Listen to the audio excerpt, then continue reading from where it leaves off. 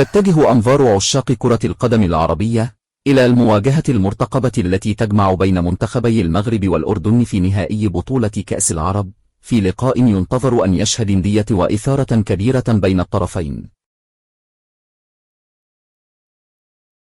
ومن المقرر أن تذاع مباراة المغرب والأردن عبر قنوات بين سبورتس الناقل الحصري لبطولة كأس العرب، حيث ستوفر القناة تغطية خاصة للنهائي تتضمن استوديو تحليلي قبل وبعد المباراة، بمشاركة نخبة من نجوم التحليل في الوطن العربي. ستنطلق صافرة بداية المباراة غدا الساعة 7 مساء بتوقيت السعودية وقطر والأردن، والساعة 6 مساء بتوقيت مصر، والساعة 5 مساء بتوقيت المغرب، مما يجعلها مواجهة تتناسب مع أوقات متابعة الجماهير في المنطقة العربية.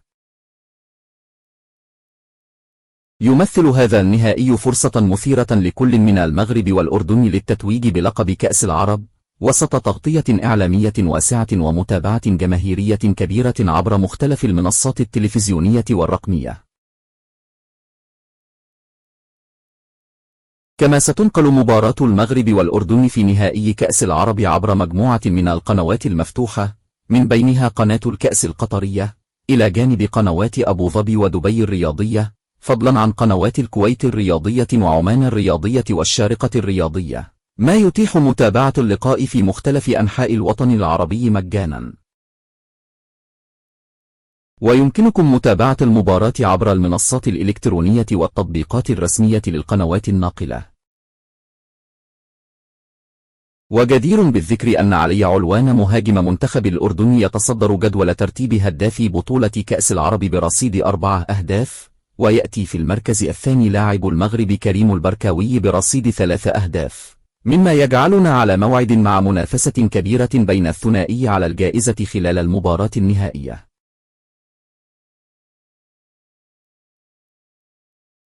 تشكيلة منتخب المغرب المتوقعة ضد الأردن: حارس المرمى مهدي بن عبيد.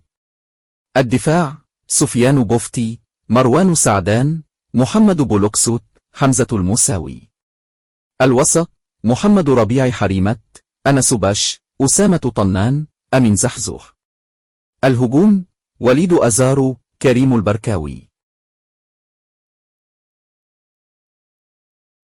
تشكيلة منتخب الأردن المتوقعة ضد المغرب: حراسة المرمى: يزيد أبو ليلان. الدفاع: عبد الله نصيب، سعد الروسن، حسام أبو الذهب، مهند أبو طه، السماري. الوسط: رجاء عايد، نزار الرشدان، أحمد ذو العرسان. الهجوم: علي علوان، محمود مرضي. لا تنسى الاشتراك في القناة وتفعيل زر الجرس ليصلك كل جديد.